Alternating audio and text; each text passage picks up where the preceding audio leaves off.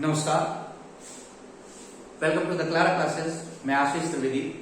आज उसी टॉपिक पिछले का पार्ट 2 आपके सामने मैं प्रस्तुत करने जा रहा हूं। पिछली बार जैसा कि हम पढ़ रहे थे कि भारत की स्थिति और उसका विस्तार, पिछले टॉपिक में हमने कुछ चीजों को जाना, जैसे कि भारत की जो पूर्वी और पश्चिमी बिंदु के बीच की दूरी है वो कितनी है, भारत की आकृति कैसी है, भारत किस गोलार्ध में पड़ता है, या भारत का जो अक्षांशीय और देशांतरीय विस्तार है वो कितना है। आज हम थोड़ा सा उसी के ऊपर फिर से थोड़ा सा एक पॉइंट के ऊपर हम चर्चा करेंगे कि जो भारत का जो मानक रेखा जो है, जिसको हम लोग भारत की मानक रेखा कहते हैं, वो किन राज्यों से होकर के गई है। और हम बात करेंगे कि जो कर्क रेखा है वो कितने राज्यों से होकर के जाती है। भारत के कुछ बड़े राज्यों के बारे में भी जो है बात करेंगे, कुछ छोटे राज्यों के भी बारे में हम बात करेंगे। पहले तो हम एक चीज और थोड़ी सी क्लियर करना चाहते हैं कि जो दोनों बिंदु हैं, पूर्वी और पश्चिमी, उन दोनों के जो बीच में है वो डिफरेंस कितने आवर्स का डिफरेंस है। तो दोस्तों, हम जानते हैं कि इन दोनों के बीच में जो है वो 2 आवर्स, 2 घंटे का डिफरेंस है। क्योंकि हमने कई सारी किताबों में यह पढ़ भी रखा है, कई बार हमने देखा भी है कि जब 15 डिग्री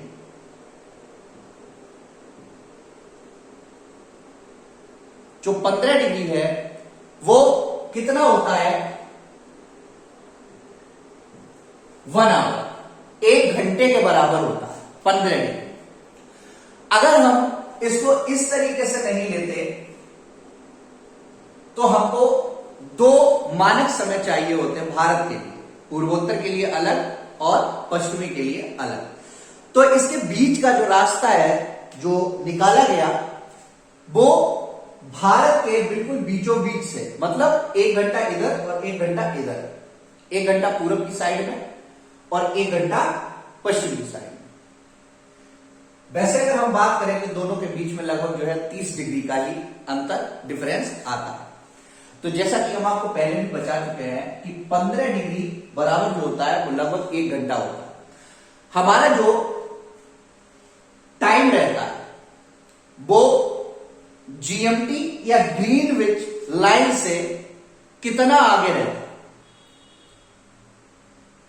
हमारा जो टाइम है वो 5.5 घंटे आगे रहता है, 5.5 घंटे आगे रहता है। 1 डिग्री की अगर हम बात करें तो 4 मिनट के बराबर होगी। 1 degree is equal to 4 minute. अब देखिए, अगर हम 15 का जो है मल्टीप्लाई करते हैं अगर हम 4 में, तो 15 into 4 equal to 60 and 1 hour equal to also 60। तो दोनों जो चीजें हैं वो बराबर है। तो इसीलिए भारत में जो है एक ऐसी रेखा निकाली गई, एक ऐसे स्थान को चुना गया जो भारत के बिल्कुल बीचों बीच से होकर के रेखा वो जाए। उसको बोला गया 82.5। अभी हम इसके ऊपर बात करेंगे कि ये कितने राज्यों से होकर के गुजरती है। अगर हम यहां पर देखते हैं ये 5.5 घंटे अगर हम इसको देखते हैं, और अगर हम इसको कन्वर्ट करते हैं, ये 82.5, ये 82.5 है ना, 82.5। अब अगर हम इसका मल्टीप्लाई करते हैं 4 में, आइए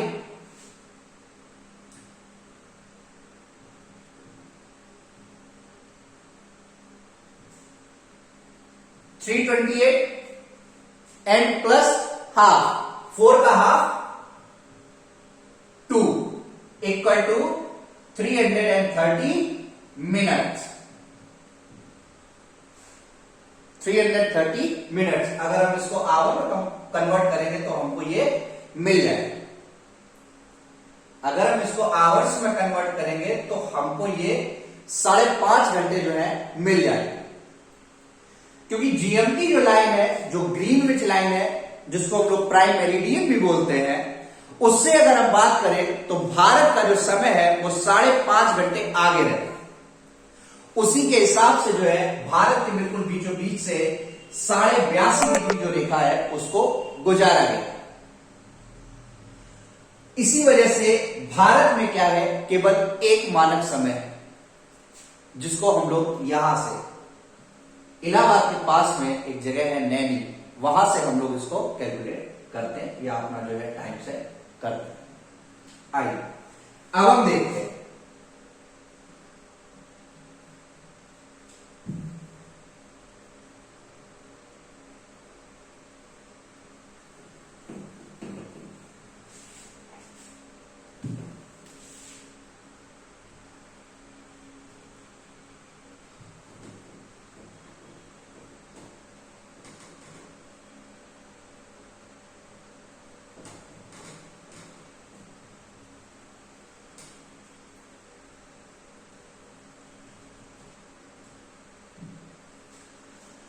अब हम देखते हैं कि भारत में जो है प्रेजेंट टाइम में कितने राज्य हैं और कितने केंद्र शासित प्रदेश हैं। आइए सबसे पहले तो भारत की जो नवीन स्थिति है, जो नवीन इसका जो मैप है, जो इसका नया नक्शा है, उसमें हमको 28 राज्य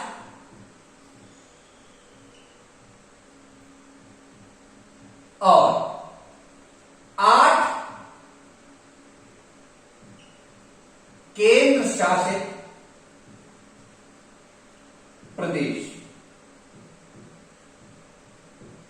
states, 28 states and 8 union territories, जो भारत का जो नवीनतम नक्शा है उसके अनुसार 28 राज्य और 8 केंद्र शासित प्रदेश जो है वो भारत में स्थित है।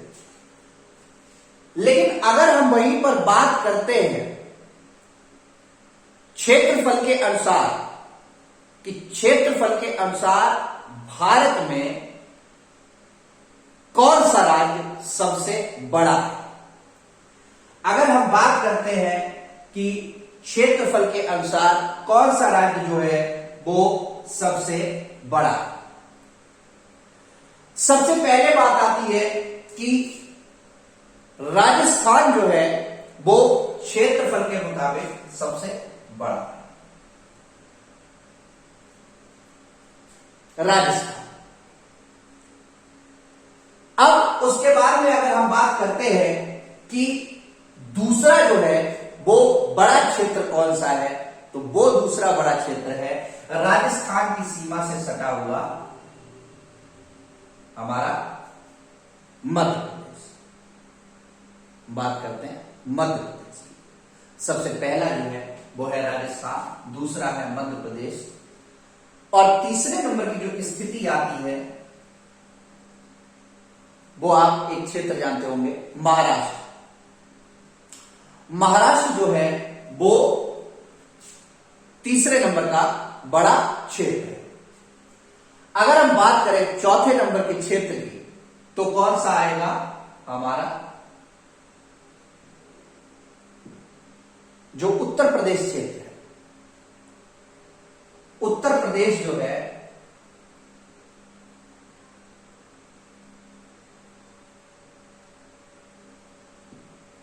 उत्तर प्रदेश जो है वो हमारा चौथे नंबर पर। अब हम बात करेंगे कुछ ऐसे क्षेत्रों की जो छोटे, जो सबसे छोटा क्षेत्र है, जो सबसे छोटा राज्य है। अगर हम बात उसकी करेंगे तो सबसे छोटा राज्य जो आता है वो आपका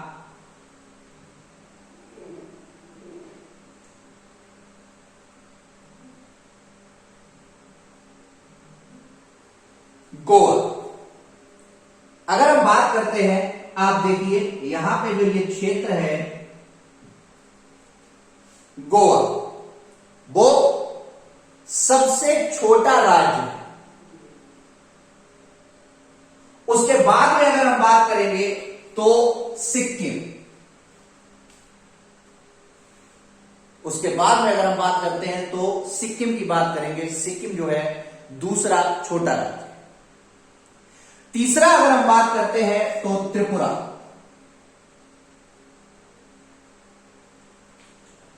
तीसरा अगर हम बात करते हैं तो त्रिपुरा। और वहीं पे अगर हम चौथे राज्य की, जो चौथा छोटा राज्य है, उसकी अगर हम बात करते हैं तो नागालैंड। ये कुछ 4 छोटे राज्य और 4 बड़े राज्य जिनको मैं लिख दे रहा हूं, आप इसको जो है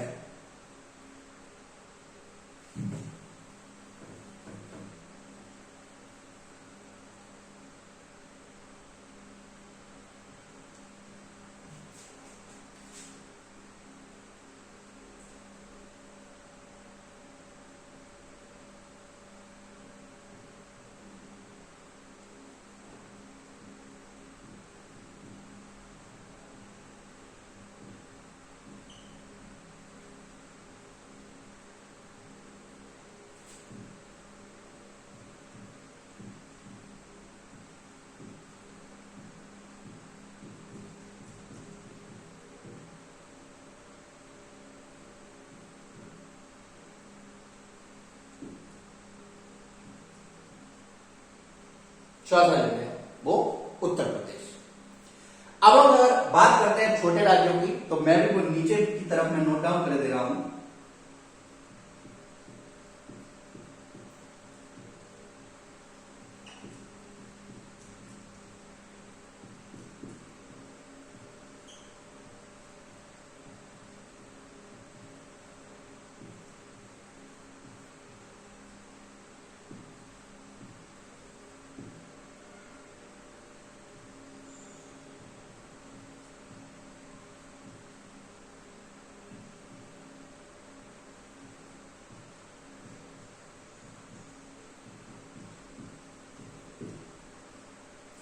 नागालैंड पहला, मैं बात करता हूं छोटे राज्य में। पहला गोवा, दूसरा सिक्किम, तीसरा त्रिपुरा और चौथा हमारा नागालैंड। ये यहां पे कुछ जो राज्य है ये छोटे दिए गए हैं और यहां पे कुछ जो राज्य है वो आपको बड़े राज्य दिए गए हैं। अब हम बात करते हैं कुछ जिलों।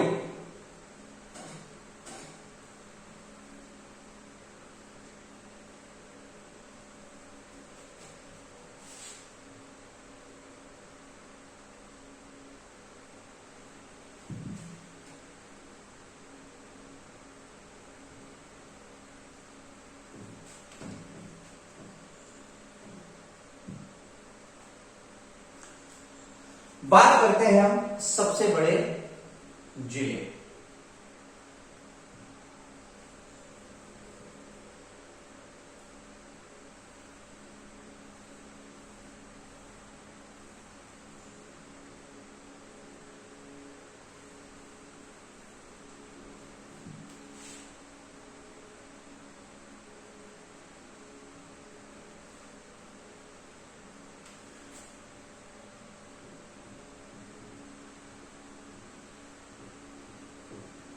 बड़े जिले, सबसे पहले अगर हम बात करते हैं तो गुजरात का कच्छ जिला,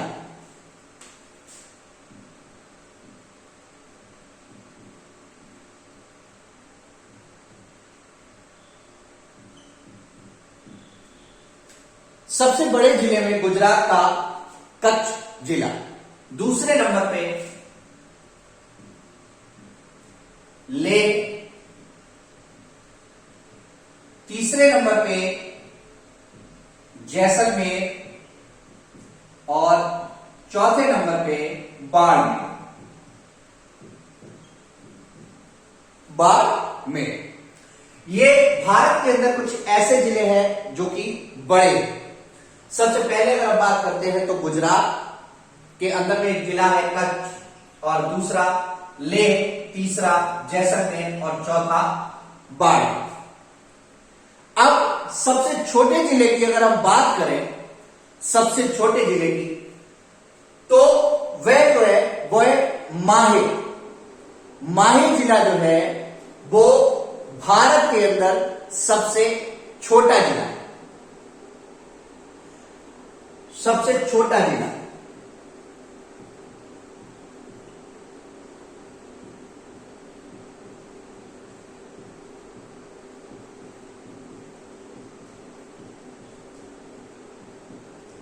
सबसे छोटा जिला जो है वो माहे जिला सबसे छोटा है। पौंडीचेरी का सबसे छोटा जिला माहे। इसमें एक चीज और है कि अगर हम बात करें कि राजस्थान के देखिए यहां पर दो जिले जो है वो राजस्थान से आ रहे हैं। दो जिले जो बड़े जिलों की श्रेणी में आते हैं वो राजस्थान के हैं। आइए थोड़ा सा आगे की तरफ बढ़ते हैं।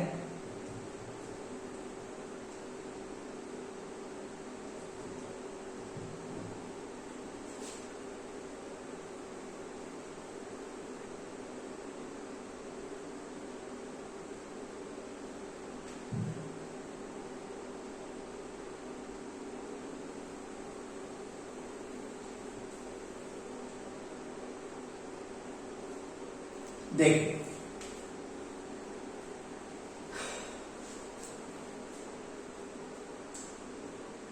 भारत के बीचों बीच से लगभग एक रेखा जाती है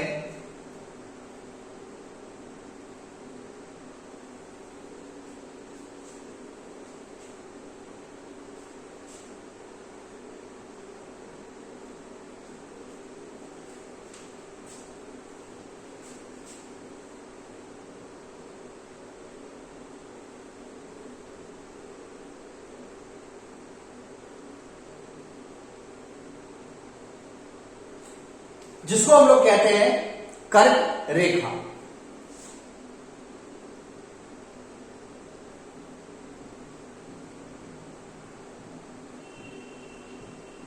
कर्क रेखा। क्वेश्चन कभी कभी यहां से भी पुटअप होता है कि भारत के कितने राज्यों से होकर के कर्क रेखा गुजरती है।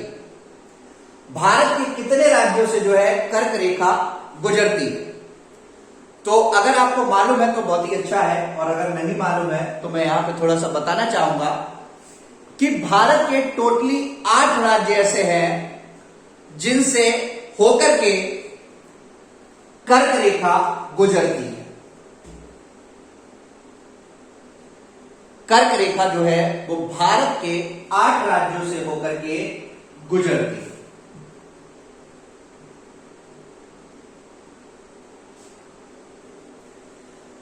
अगर हम बात करते हैं कि सबसे पहले जो कर्क रेखा है वो कहां से जो है और कहां तक जाती है, भारत के अंदर किस राज्य से लेकर के और किस राज्य तक जो है वो कर्क रेखा जाती है। तो अगर हम बात करते हैं तो सबसे पहले जो है पूर्व में गुजरात,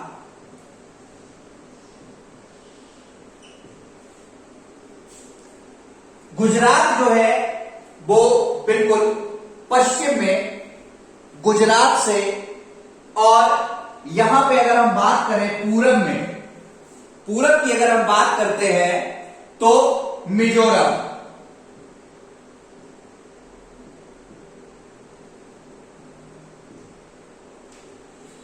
मिजोरम तक जो है वो कर्क रेखा जाती है। भारत के टोटली कितने राज्य इसमें इंक्लूडेड है? भारत के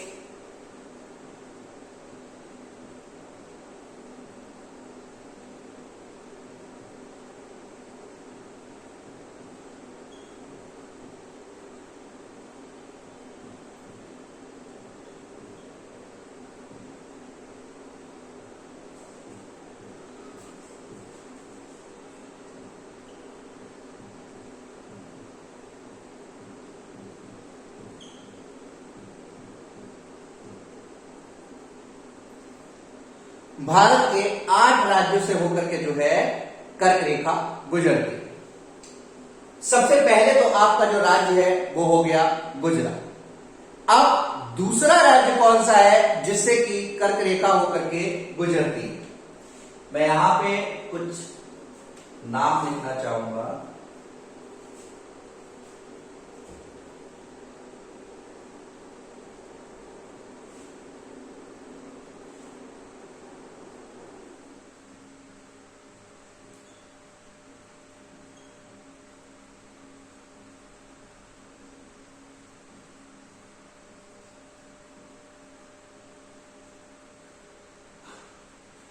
कर्क रेखा पर पड़ने वाले राज्य, पहला अगर हम बात करते हैं तो गुजरात।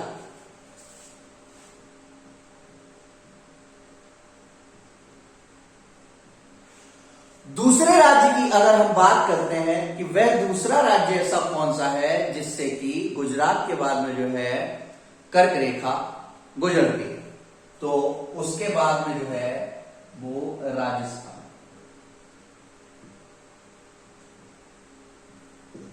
राजस्थान के बाद में अगर हम तीसरे राज्य की बात करते हैं कि वह तीसरा राज्य कौन सा है जहां से कर्क रेखा जो है वो गुजरती है, तो हम तीसरे राज्य को मध्य प्रदेश।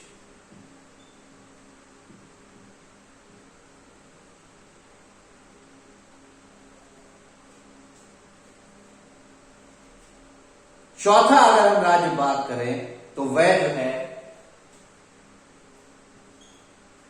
कौन सा राज्य होगा चौथा जो कि कर्क रेखा पर पड़ता है?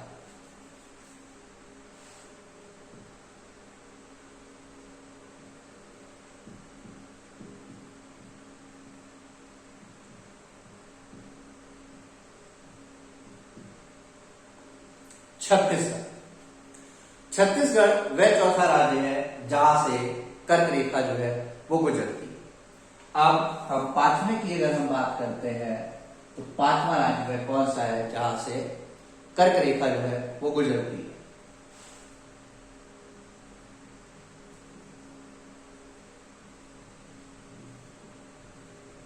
झारखंड। पांचवा राज्य वह है झारखंड जहां से कर्क रेखा गुजरती है। उसके आगे अगर हम बढ़ेंगे, बात करते हैं तो छठे राज्य की, वह छठा राज्य है पश्चिम बंगाल। पश्चिम बंगाल छठा राज्य। उसके बाद में अगर हम बात करते हैं कि पश्चिम बंगाल के बाद में जो है वह कौन सा राज्य पड़ता है, तो वह पड़ता है त्रिपुरा। त्रिपुरा की एक खास बात और है कि क्वेश्चन अक्सर यहां से पूछा जाता है कि वह कौन सा भारत का ऐसा राज्य है जो 3 तरफ से बांग्लादेश से घिरा हुआ।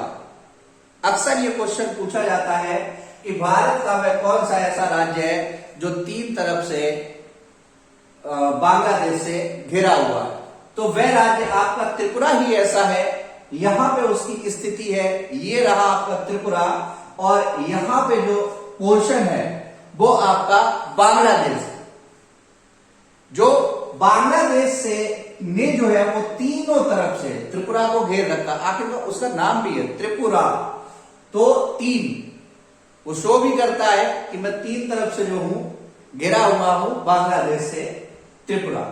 और लास्ट जो आपका एक राज्य रह जाता है वह है मिजोरम। इस क्षेत्र में जो है काफी मिजो की पहाड़ियां वगैरह है और मिजो जनजाति भी यहां पर रहती है। वो आगे के चैप्टर में, आगे के टॉपिक में जब हम आपको जनजातियां पढ़ाएंगे या पहाड़ियां पढ़ाएंगे उस टॉपिक में हम इसके बारे में डिस्कस करेंगे। फिलहाल हम यहां पे जो है बात कर रहे हैं कि किन 8 राज्यों से जो कर्क रेखा है वह भारत के अंदर गुजरती है। तो भारत के अंदर जो 8 राज्य है वो कुछ इस तरीके से है। सबसे पहले गुजरात, उसके बाद में आता है राजस्थान, फिर मध्य प्रदेश और उसके बाद में आता है हमारा छत्तीसगढ़, फिर झारखंड, झारखंड के बाद में आता है हमारा पश्चिम बंगाल, पश्चिम बंगाल के बाद में त्रिपुरा और त्रिपुरा के बाद में मिजोरम। चलिए यहां तक तो ये जो बात है ये हो गई है कि कर्क रेखा भारत के किन 8 राज्यों से होकर के गुजरती है। लेकिन यहीं पे अगर जो है क्वेश्चन को थोड़ा सा घुमा दिया जाए, अगर क्वेश्चन को थोड़ा सा घुमा देते हैं कि वह कौन सा राज्य है जहां पर कर्क रेखा की लंबाई, वह कौन सा राज्य है जिसमें कर्क रेखा की जो लंबाई है वो सबसे ज्यादा है, सर्वाधिक है। अगर क्वेश्चन को इस तरीके से पूछता है कि कर्क रेखा की लंबाई किस राज्य में सर्वाधिक है, तो अगर हम सर्वाधिक लंबाई की बात करते हैं कि किस राज्य में सर्वाधिक लंबाई है, तो सर्वाधिक लंबाई जो आपकी है वह मध्य प्रदेश में आपकी जो है कर्क रेखा की सबसे ज्यादा लंबाई मध्य प्रदेश में।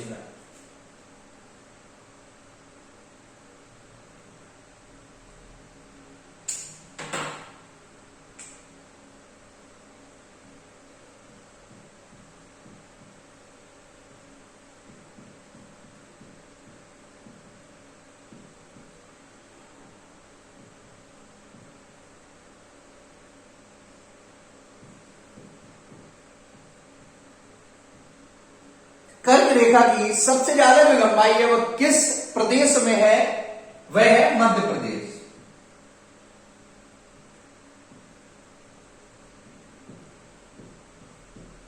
मध्य प्रदेश।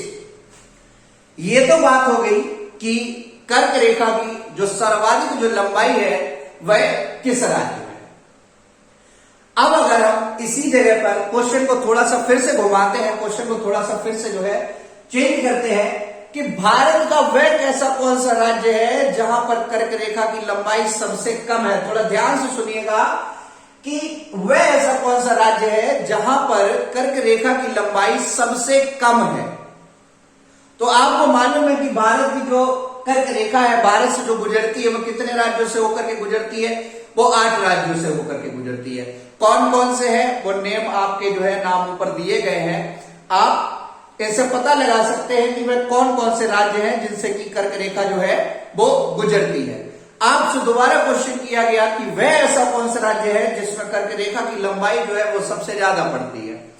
आपको आंसर भी दिया मैंने कि मध्य प्रदेश ऐसा राज्य है जहां पर कर्क रेखा की जो लंबाई है वो सबसे ज्यादा है।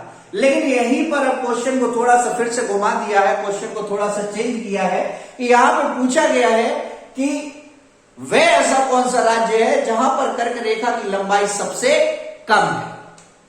आइए देखते हैं वह ऐसा कौन सा राज्य है जहां पर कर्क रेखा की लंबाई सबसे कम है।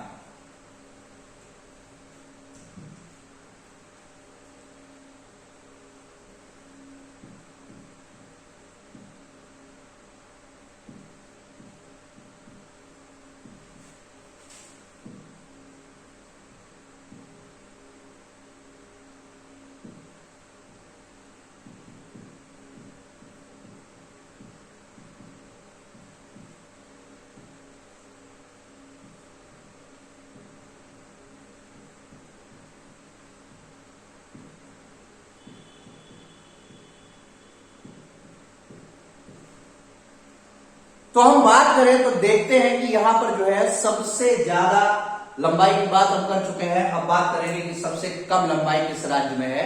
तो सबसे कम लंबाई जो है वो राजस्थान में है। जी हां, राजस्थान।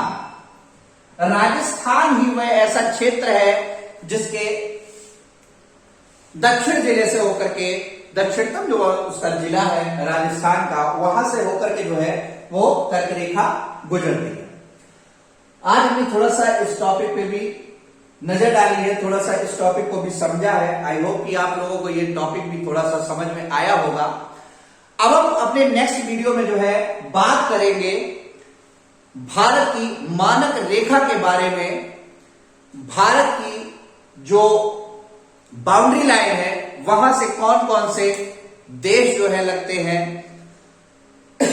ऐसे कौन कौन से जिले हैं जो अंतरराष्ट्रीय सीमा के साथ में जो है लगते हैं, या कौन कौन से ऐसे जो है राज्य है, या उस राज्य के ऐसे कौन से जिले हैं जो उसके साथ में सीमा का निर्धारण करते हैं।